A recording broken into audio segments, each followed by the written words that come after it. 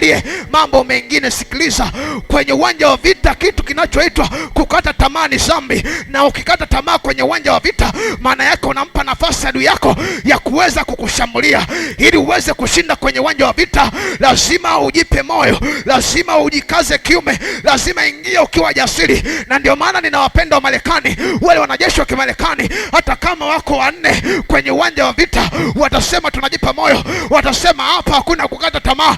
Haijalishi majeshi ya Vietnam yako maelfu kwa maelfu, lakini sisi kwa uchache wetu tunasimama imara. Na ndipo hapa ambapo nakumbuka kisa cha wakoma. Wale wakoma 4 walipozania, walipoona hali imekuwa ni mbaya katika nchi yao, walipoona mazingira hayaeleweki, wale wakoma 4 wakasema tukikaa hapa tutakufa, na tusipokaa hapa hata kama tukifa twendeni. Wale wakoma katika mazingira walio nayo, hawakuangalia hali walio nayo, wakasema pamoja tuko wachache, lakini hapa lazima tutoke.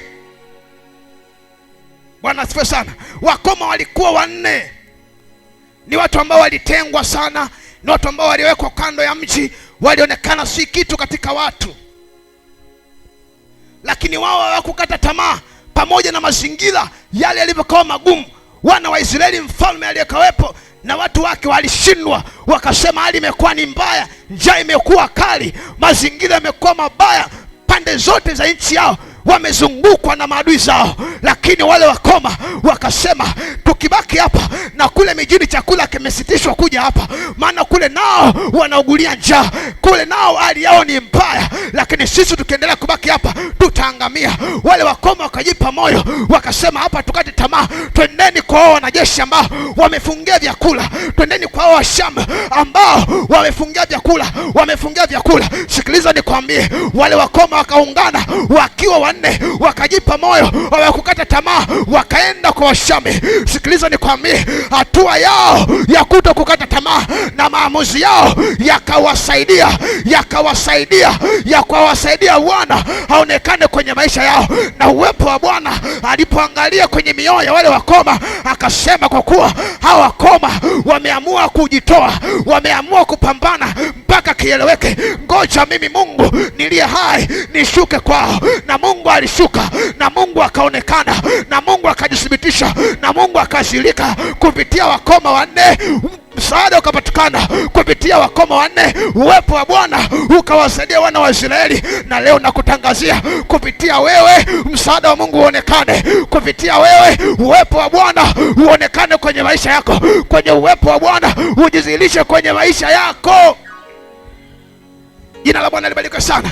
Kupitia wewe, uwepo na nguvu na uweza lazima utaonekana, lakini usipokata tamaa. Ukikata tamaa, hata Mungu mwenyewe atanyamaza.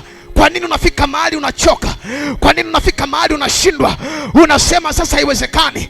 Haitakiwi kwa Mkristo aliyejawa na Roho kufika mahali akakata tamaa, maana unaye aliye na uwezo wote, unaye ambaye ana uwezo, unaye ambaye anaweza mambo makubwa, unaye Mungu ambaye hashindwi na jambo. Na ndio maana Daudi akawaambia wana wa Israeli, ninyi hata kama mnamwogopa Goliati, lakini mimi siruhusu moyo wangu ukate tamaa zidi ya huyo. Ninamuelewa Mungu niliye naye, ninajua Mungu niliye naye. Daudi akakumbuka, akaangalia, akasema huyo Mungu huyo ndiye aliyekatutoa sisi kule Misri, na ndiye aliyekawatoa babu zetu kule Misri katika nchi ya ugeni. Bwana alionekana katika jangwa, akakumbuka huyo ndiye Mungu aliyekatoa chakula kwenye jangwa, aliyekatoa maji kwenye jangwa. Daudi akaelewa, akajua ya kwamba hapa sitakiwi nikate tamaa, maana Mungu wangu mimi ninakumbuka aliyoyatenda jana, ya kwamba ana uwezo, na huyu Yesu huyu ana uwezo kubadilisha mazingira. Akasema hivi, hata kama ninyi mmeshindwa. Akaenda kwa madaha, akaenda kwa ujasiri kwa mfalme, akamwambia mfalme, nitapata nini